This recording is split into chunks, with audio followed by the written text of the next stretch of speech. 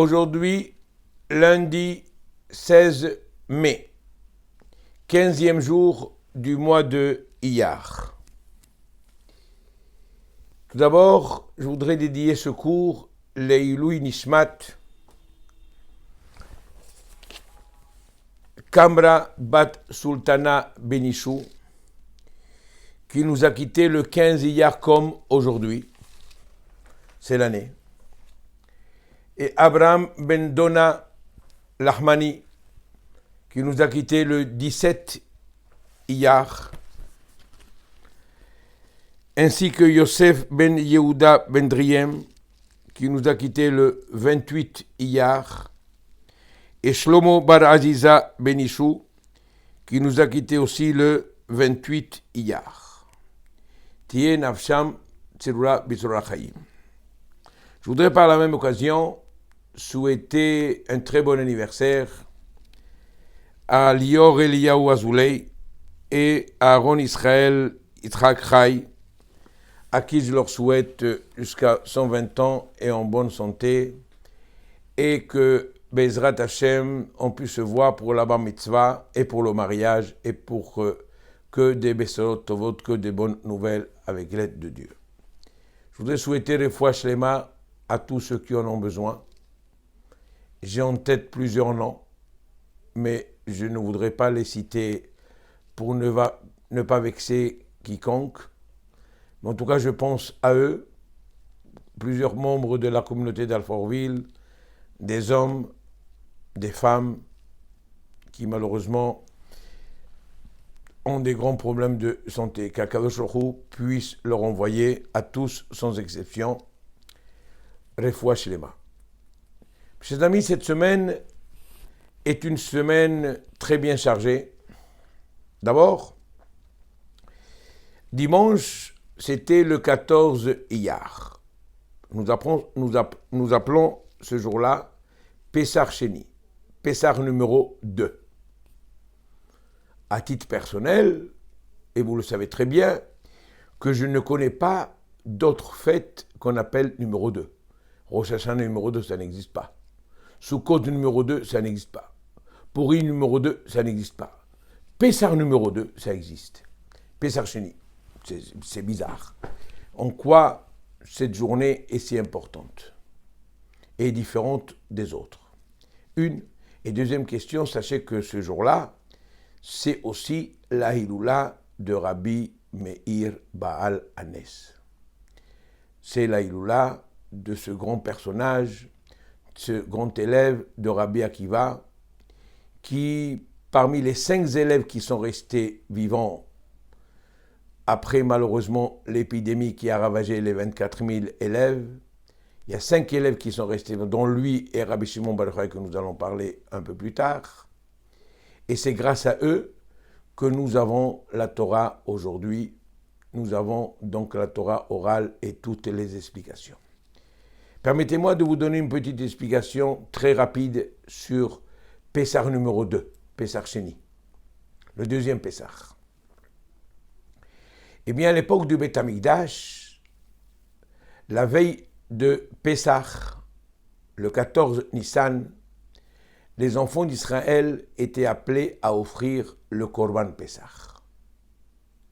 On devait le sacrifier le 14 Nissan après le milieu de la journée et le manger uniquement que le soir. Korban Pessah. Mais pour pouvoir manger ce Korban, il fallait plusieurs conditions. Je voudrais citer que 2 conditions. Il y a d'autres. Une, il ne faut pas être impur. 2, il ne faut pas être loin. Il faut être à côté, au Beth Amikdash, dans l'enceinte du Beth Amikdash, pour pouvoir donc le sacrifier et autres. Donc celui qui était loin, ou celui qui était impur, ne pouvait pas l'offrir. Et effectivement, il y avait dans le désert des Juifs qui étaient impurs parce qu'ils portaient le cercueil de Yosef et qui ne pouvaient donc pas offrir le Korban Pessah le 14 Nissan, et se sont adressés à Moshe Rabbeinu en lui disant « Voilà, on est en train de faire une mitzvah et malheureusement on ne peut pas offrir. » Moshe a accepté la question, s'est renseigné auprès de Dieu qui lui a dit comme d'habitude, je leur donne un rattrapage. Et ils pourront l'offrir un mois plus tard, donc le 14 Iyar. Que l'on soit loin ou que l'on soit impur, on peut donc l'offrir le 14 Iyar. Donc en quelque sorte, Pesach Sheni, c'est un rattrapage par rapport au Korban Pesach qu'on a fait le 14 Nissan. Ce jour-là, on se rend sur la tombe de Rabbi Meir Balanès, un très grand personnage qui est enterré à Tibéria. Et l'Agma nous dit que celui qui dit avec beaucoup de ferveur Elaha de Meir Aneni, Elaha de Meir Aneni, Elaha de Meir Aneni, que le Dieu de Meir me réponde en allumant une bougie et en mettant quelques pièces à la tzedaka, il sera exaucé de tous les vœux et toutes les prières qu'il pourra faire. C'est vrai que chaque fois que l'on se trouve dans une situation difficile, qu'on a un problème quelconque, on l'implore. Et il faut l'implorer en disant la phrase que je viens donc de dire 3 fois. Et Akadosh Baruch Hu, avec sa plus grande miséricorde, écoutera donc nos prières. Quelques jours plus tard, donc jeudi, mercredi soir, jeudi, le 18 Iyar, ce sera aussi la Hiloula de Rabbi Shimon Bar Yochai. Et le 33e jour du Homer. Ce jour-là, l'épidémie s'est arrêtée, donc nous avons retrouvé donc la joie. Et non seulement l'épidémie s'est arrêtée, c'est le jour où nous avons pris connaissance, à cause ou grâce, je ne sais pas, la disparition de Rabbi Shimon Bar Yochai, de très grand héritage de sa part qui est le Zohar, les secrets donc de la Torah. Je ne vais pas vous parler tellement de Rabbi Shimon Bar Yochai, car sa vie est très très très très riche, mais aussi beaucoup de souffrances, et c'est grâce à ces souffrances qu'aujourd'hui, après 2000 ans, le jour de l'Akba Omer, tout le monde se retrouve à Mérol. Malheureusement, l'année dernière, il y a eu des drames, un très grand drame devant sa tombe. Cette fois-ci, c'est très difficile d'avoir accès le jour de l'Akba Omer pour des mesures de sécurité. Personnellement, j'ai été la semaine dernière pour éviter donc la foule. Rabbi Shimon Bar Yochai, ce jour-là, la Hiloula, on allume des bougies, on fait un feu. Ici en Israël, partout on fait un feu. C'est impressionnant. On se pose la question, quelle est cette habitude de faire un feu? Eh bien, on nous raconte que lorsque Rabbi Shimon Bar Yochai nous a quittés, sa maison était entourée d'un feu. Un feu parce que le feu monte vers le ciel comme l'aneshama qui va monter vers le ciel. Tout ce qui monte vers le haut, automatiquement, il y a du feu. Même la fusée, qu'on lance, il y a toujours un feu terrible autour de la fusée qui monte en puissance donc vers le haut. Que le mérite de ces deux grands tzadikim, Rabbi Meir Balanès, Rabbi Shimon Bar Yochai, puisse nous aider à progresser dans la Torah, dans les mitzvot, et que nous puissions toujours connaître que des bonnes nouvelles. Mes chers amis, c'est pendant cette période entre Pessah et Shavuot, que nos sages nous ont institué de lire chaque Shabbat. Il y a ceux qui le font le matin, il y a ceux qui le font l'après-midi, peu importe. De lire un chapitre de Pirkei Avot. Pourquoi pendant cette période? Eh bien, c'est une période où l'homme, entre Pessah et Shavuot, c'est le printemps, on va vers l'été, on a envie de sortir dehors. Alors qu'en hiver, on a envie de rentrer chez soi, et le plus tôt possible. Il fait moche dehors, il y a la pluie, la neige, le froid, on est bien chez soi. Alors que l'été, le printemps, on est bien dehors. Et c'est là tout le danger, c'est lorsque nous sommes dehors, nous les enfants d'Israël, notre lieu de rencontre, notre lieu de rendez-vous, notre lieu de vie, c'est le Beth Midrash, le Beth Knesset, la synagogue, la salle d'études, où l'on peut donc étudier parce que dehors, il y a le Yetzer Hara, il y a des dangers qui nous guettent.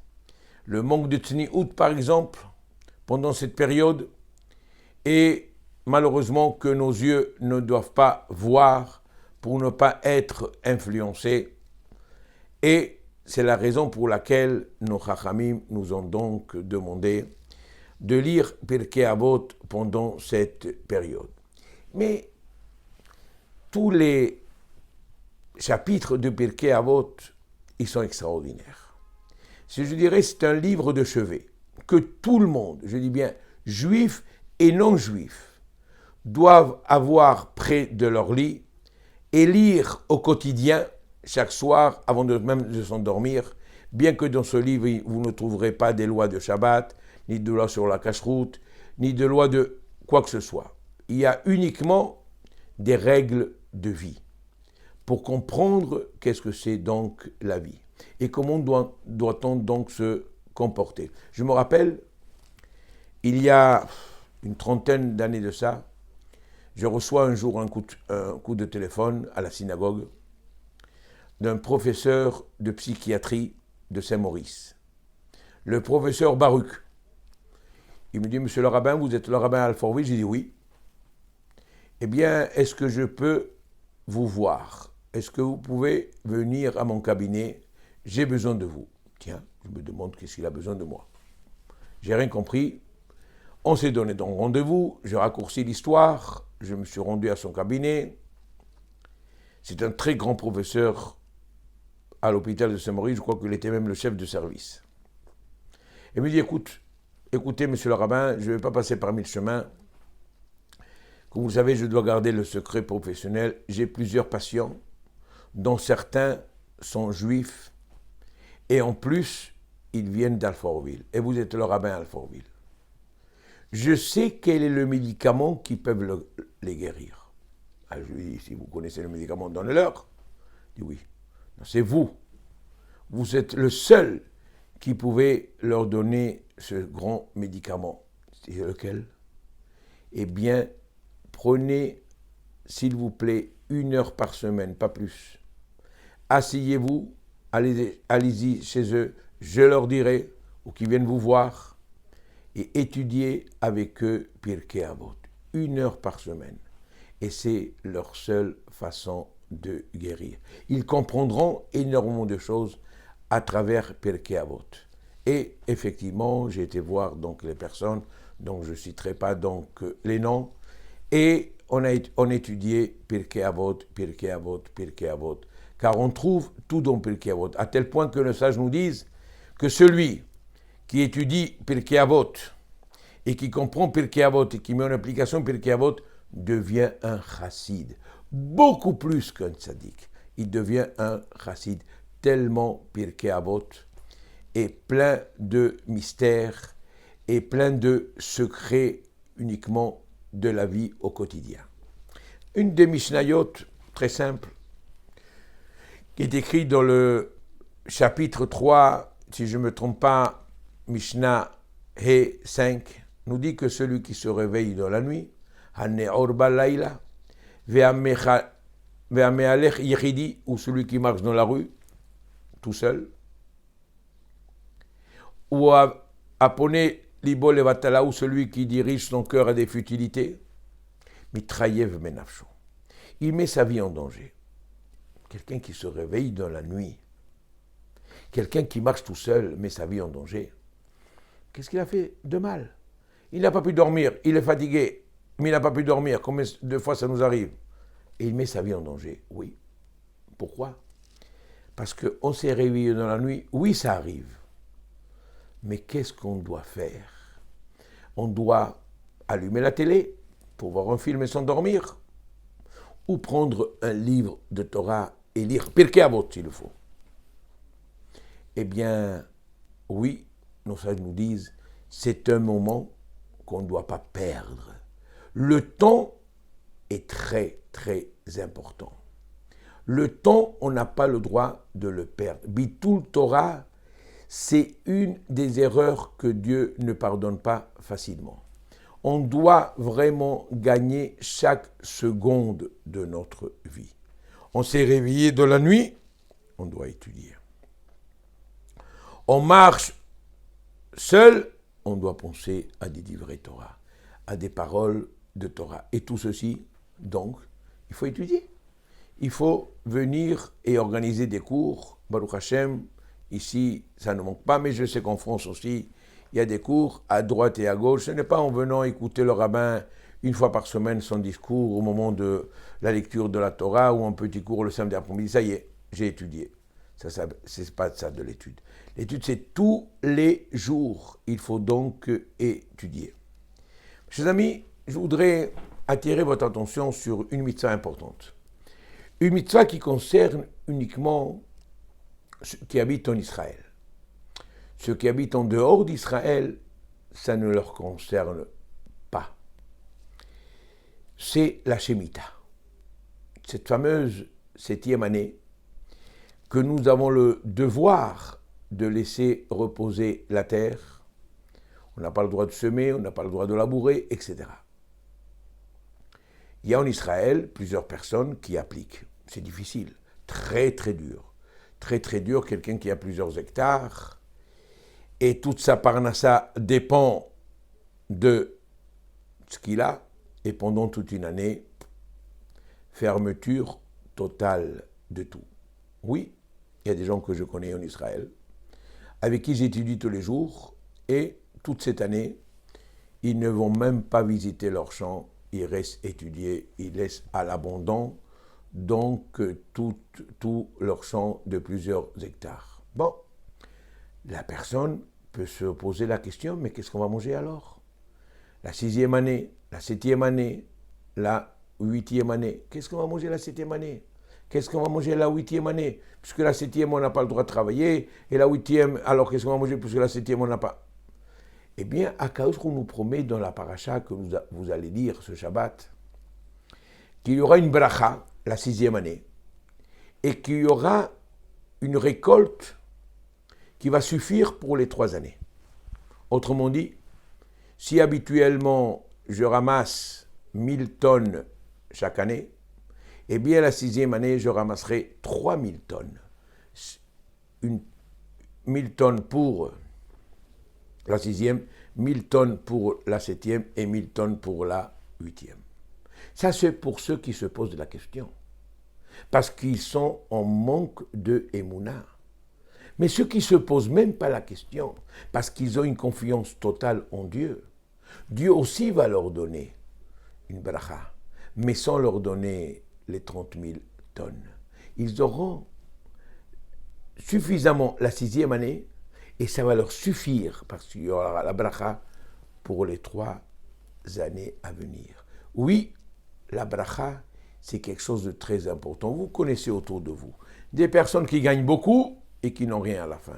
Des personnes qui gagnent très très peu et que Baruch Hashem, ils arrivent même à mettre de côté. Pourquoi? Ceux-là, ils ont la bracha, ceux-là, ils n'ont pas donc la bracha. Il y a aussi, Akadosh veut nous faire comprendre à l'homme qu'il n'est pas le propriétaire éternellement de ce qu'il possède.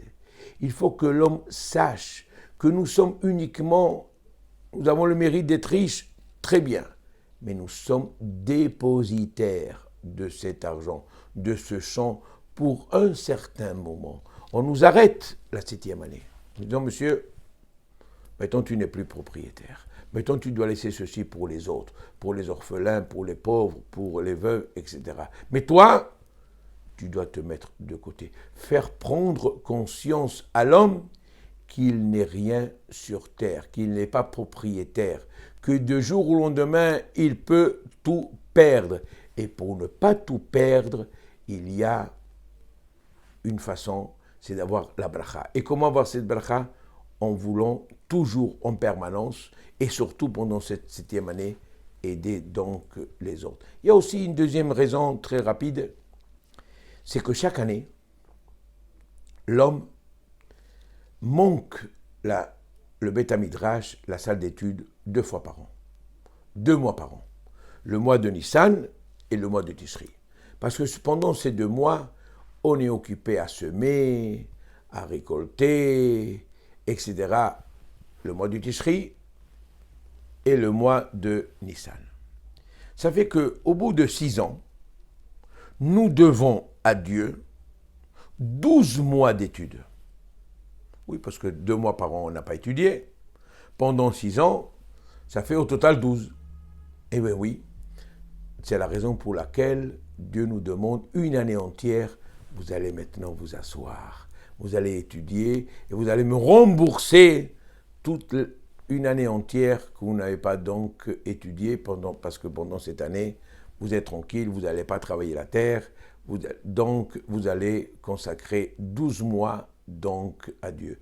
Voilà ce qui applique l'année de la Shemitah. Ils seront automatiquement récompensés par Dieu. Chers amis, nous voyons dans la paracha aussi, en dehors de la mitzvah de la Shemitah, combien on doit prêter attention à notre voisin. On doit prêter attention à ceux qui sont dans le besoin. Et on n'a pas le droit d'attendre qu'ils se trouvent dans une situation tellement difficile qu'ils ne peuvent plus se relever.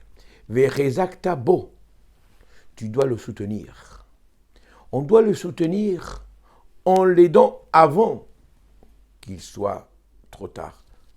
En lui prêtant, en lui donnant un travail, en l'aidant d'une façon ou d'une autre. Mais la Torah nous dit, vous croyez qu'en l'aide, en le soutenant, on se soutient soi-même, on s'aide soi-même.